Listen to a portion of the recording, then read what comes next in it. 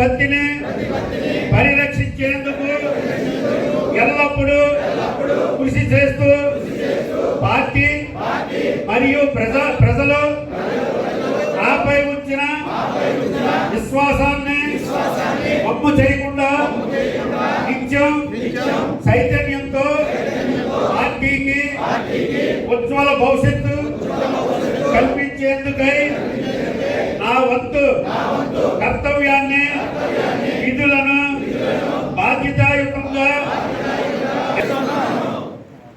జై తెలుగుదేశం.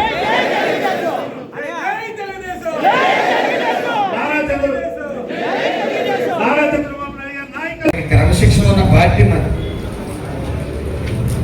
కాబట్టి ఇవన్నీ అర్థం చేసుకోండి. పక్కన వాళ్ళు వస్తుంటే ఎక్కువ పని చేస్తున్నారు, మాకు వస్తుంటే ఎక్కువ పని చేస్తున్నారు. నాకు ఇంకొకటి ఉంది, నేను ఏ గుడికన్నా వెళ్తే గతంలో నేను ఈ రాజకీయ పార్టీ మన తెలుగుదేశం పార్టీకి రాకముందు లేకపోతే రాజకీయాల్లోకి రాకముందు నేను గుడికి వెళ్తే ఒక్కడే వెళ్తాను. నాకు అదే అలవాటు అయిపోయింది, నేను ఒక్కడే వెళ్తాం. మాకు చెప్పకుండా మా ఊళ్ళో గుడికి రావడం ఏంటంటే అంటే నేను ఏం చేయను. నాకు ఆయన గుడికి వెళ్తుంటే వెంటనే స్వాగతం వేస్తున్నారు, దండలు వేస్తున్నారు. దేవుడి గుడికి వచ్చి దేవుడు ఎదురుకుండా నేను దండలు వేసుకుంటాను. దయచేసి కొన్ని విషయాలు మీరు మనసుతో అర్థం చేసుకోండి. ఎవరి మనోభావాలు దెబ్బతీయాలని కాదు, మనం మంచి చేయాల్సి ఉంది. మనం మీ దగ్గర డబ్బులు లేకపోతే, కార్యకర్త దగ్గర మీ దగ్గర ఏమీ లేకపోతే దానికి స్వయంగా మనం ఎంత ఇవ్వాలో అంత ఇచ్చి ఆపరేషన్ చేయించే బాధ్యత మనం తీసుకున్నాం. ఏ ప్రాణం నాకు తెలిసి ఉండగా పోనివ్వను, అడ్డు వేస్తున్నా, నా సాయశక్తులు అడ్డు వేస్తాను. మన కార్యకర్తలుగా మనందరం కూడా మన మీద చాలా బాధ్యత ఉంది. చేతనైనంత మంచి చేద్దాం. అది చదువు విషయంలో మొన్న కూడా నా పుట్టినరోజు రోజున 113 మంది పిల్లలను దత్తత తీసుకోవడం జరిగింది. అది నేను తీసుకోవడం కాదు, ఇక్కడ సగౌరవంగా చెప్తున్నాను. రామచంద్రపురం నియోజకవర్గ ప్రజలు, నాయకులు నాతో పాటు 21 లక్షలు ఇచ్చారు. నా సొంత డబ్బులు కాదండి అంతా. కార్యకర్తలు ఇక్కడున్న మండల ప్రెసిడెంట్లు కానీ చాలా మంది 50,000 1,00,000 కూడా ఇచ్చిన వాళ్ళు ఉన్నారు. 21 లక్షలు ఇచ్చారు. మనం అక్కడ వచ్చి తల్లిదండ్రులు పోయిన పిల్లల్ని పిలిచి ఏమో మీ నాన్న ఏ పార్టీ అని అడుగుతామా? వాళ్ళు చనిపోయి ఉన్నారు, మీ నాన్న ఎవరు కొట్టేశారని అడుగుతామా? అడగం కదండి. చదివిస్తున్నప్పుడు అడగం, హాస్పిటల్లో ఉన్నప్పుడు కూడా ఎలా అడుగుతామండి? నిజంగా మనం 10 నిమిషాలు నేను ఈరోజు చెప్తున్నాను. ఈ సేవాభావం నాలో ఎందుకు కలిగిందో చెప్తున్నాను. ఇద్దరు కవల పిల్లలు తల్లికి. అతను నా దగ్గరికి వచ్చాడు. ఆ నాన్న తాగబోతు వచ్చాడు, మా అబ్బాయికి బాగోలేదండి అని వచ్చాడు. అంటే అంతకుముందు కూడా ప్రతి ఏదో కారణం చూపించి 1000-2000 పట్టుకెళ్ళేవాడు. మా అబ్బాయికి బాగోలేదండి ఎప్పుడు చెప్పి కదే కదా అని నేను నెగ్లెక్ట్ చేశాను. నెగ్లెక్ట్ చేస్తే 3 సార్లు వచ్చాడు ఇంటికి. నెగ్లెక్ట్ చేశాను. 4వ సారి భార్యను తీసుకుని వచ్చాడు. వీళ్ళు ఆవిడ వచ్చిందంటే ఏదో విషయం ఉందేమో అని చెప్పి కనుక్కుంటే మా పిల్లడు ఒంట్లో పడదని హార్ట్లో హోలు ఆపరేషన్ చేయాలని చెప్పారు. వెంటనే నేను చేయవలసిన సాయం చేసి LOC కావాలంటే వెంటనే తీసుకుని వచ్చాను. తీసుకుని వచ్చిన తర్వాత వాళ్ళకి ఇచ్చి అమౌంట్ నేను ఇంటికి వెళ్ళి అమ్మయ్య ప్రశాంతం పడుకుంటే 1/2 గంటలో నాకు ఫోన్. కరెక్ట్గా ఆపరేషన్ థియేటర్లోకి వెళ్ళి కానీ చనిపోయాడు మనిషి. నాకు 10 రోజులు నిద్ర పట్టలేదు. ఒక్క రోజు ముందుగానే నేను ఆయన్ని పిలుచుంటే ఎంత బాగున్నాను. కాబట్టి ఆరోగ్య విషయంలో నేను ఎప్పుడూ అశ్రద్ధగా ఉన్నాను. అది ఏ పార్టీ అన్నా కానీ మనిషి చావకూడదు. అలాగే అప్పులు తట్టుకోలేక కూడా చనిపోయే రోజులు. కరోనా వచ్చిన తర్వాత ప్రతి ఇంటికి కరోనా టచ్ చేసింది. ఈ రోజు ఆర్థిక వ్యవస్థ సర్వనాశనం అయిపోవడానికి కారణం అదే. చాలా మంది కొంతమంది అందరు డాక్టర్లు అన్నారు, కొంతమంది డాక్టర్లు మేడలో 10 మేడలు అయ్యాయి. కానీ అందరూ ఆర్థిక వ్యవస్థ సర్వనాశనం అయిపోయింది.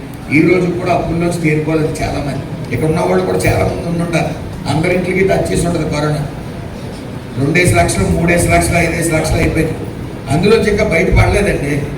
ఈ అప్పులు కట్టుకోలేక చాలా మంది ఇక్కడ కూడా మీకు తెలుసు, పేర్లు వద్దు, చాలా ముఖ్యమైన కార్యకర్తలు 2 చనిపోయారండి అప్పుల నుంచి.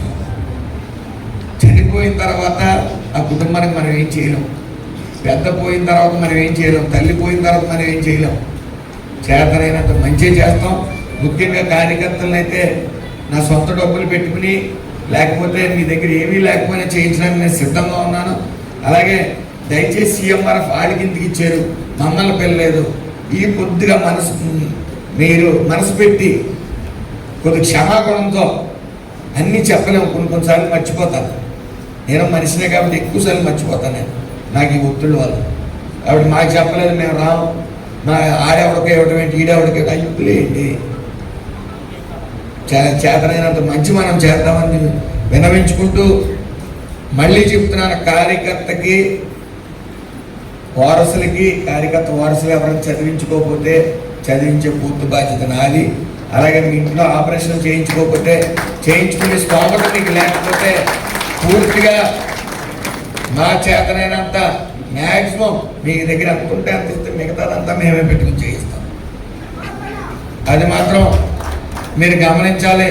దయచేసి చిన్న చిన్న మనస్పర్ధలు వస్తాయి, కుటుంబంలో తల్లి తండ్రికి వస్తుంది, లేదా అన్నదమ్ములకి వస్తుంది, అక్క చెల్లెలకి వస్తాయి, అక్కడ కలుస్తాం.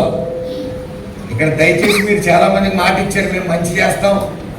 అమలాపురం నుంచి ఒక కుర్రోడు వచ్చాడు, అతను చూసి కాదు మమ్మల్ని చూసి ఓటేయండి, మేము మంచి చేస్తాం, మీ అందరూ మాట ఇచ్చారు. ఆ మాటలు మీరు నిలబెట్టుకోవాలి. మా ఊరికి వేయట్లేదు, మేము వచ్చి మా ఊరికి రోడ్డు ఎన్నిసార్లు వచ్చినా వేయట్లేదంటే అర్థం చేసుకోండి. అక్కడ సరిపడి ఫండ్స్ 140 కోట్లకి నియోజకవర్గం అంతా అభివృద్ధి చేయలేము, కానీ చేస్తాం, ఖచ్చితంగా చేస్తాం. ఇప్పుడు 25 కోట్లు తీసుకుని వస్తాం, ఈరోజు 4 కోట్లు 30 కోట్లు. ఈ 25 కోట్లు కూడా 3 మండలాలు ఉన్నాయి, 3 మండలాలు 8 కోట్లకి చెప్పిన మనం 77 గ్రామాలు ఉంటే సుమారు 30 లక్షలు ఓ నియోజకవర్గానికి ఇవ్వచ్చు. అయితే గతంలో అభివృద్ధి చేస్తుంటే మనం రోడ్లు వేస్తుంటే మిగతా వాటికి ఇంపార్టెన్స్ ఇచ్చి వేయడం జరుగుతుంది. మీరు ఎదురు వైసీపీ వాళ్ళు విమర్శిస్తుంటే మీరు దానికి తాళాలు వాయించకూడదు. అలాగే మీకు మరొకటి చెప్తా ఉన్నాను, వైసీపీ వాళ్ళని ఈ రోజు వరకు మనం ఎక్కడ కూడా కొంచెం శృతి మించిపోయిన వాళ్ళకి తోకలు కట్ చేసాం తప్ప ఎక్కడా ఒత్తాసు పలికిన పరిస్థితి లేదు. అలాగే ఏదైనా ఇబ్బంది పెట్టి ఫర్దర్గా పిచ్చి పిచ్చి వేషాలు వేస్తే కూడా ఉపేక్షించింది లేదు ఇప్పుడు వరకు కూడా. అయితే ఒకళ్ళు మాట్లాడతారు, అయ్యో ఆర్టీఓ ఆఫీసులో ఆడికే పనులు అయిపోతున్నాయి, ఎంఆర్ఓ ఆఫీసులో ఆడికే పనులు అయిపోతున్నాయి. ఎక్కడ అవుతాయండి? ఎందుకు అవుతాయండి? అక్కలేని ఇక్కడ నుంచి మండల ప్రెసిడెంట్లు ఉన్నారు, మీకు పని అవ్వకపోతే మండల ప్రెసిడెంట్లు దగ్గరికి వెళ్ళాలి. వాళ్ళందరినీ కూర్చోబెట్టి, ముఖ్యమైన కార్యకర్తలను కూర్చోబెట్టి ఈ రోజు ఎన్నుకున్నారు కాబట్టి ఆర్టీఓ గారిని, ఈ మిగతా కార్యవర్గాన్ని, ఎంఆర్ఓలు కానీ అందరినీ తీసుకుని వచ్చి కూర్చోబెట్టి బాధ్యతలు అప్పు చెప్తాం. ఇప్పుడు ఈ పనులు ఇవ్వటువంటి వీళ్ళకి ముళ్ళు కిరటాలు ఇచ్చారు, నీళ్ళు నలుగురికి. నాకు కొంత బాధ్యత తగ్గింది, నీళ్ళని నలుపుతాం. ఇప్పుడు డాక్టర్ బాబు గారు అదే ఇందాక అన్నాడు, 20 సంవత్సరాల నుంచి నాకు కోరిక అదే, ఆ 20 సంవత్సరాల సంతా నేను తీరుస్తాను. ఆయన కష్టపడి తప్పమే, ఆయన కూడా వాస్తవం చెప్తున్నాను, ఇది కోపం ఎక్కువ. దీనికి చాలా మంది చెప్పారు నాకు, నేను కోపం ఎక్కువ. డాక్టర్ బాబు గారు చెప్పారు, కోపం ఎక్కువ అంటే తగ్గించుకోండి. ఆయన రివర్స్లో మొన్న ఈ మధ్య ఏమండి పలానా చోటకి రండి, మీరు కోపడకండి, మీరు కోపడతారు ఏంటంటే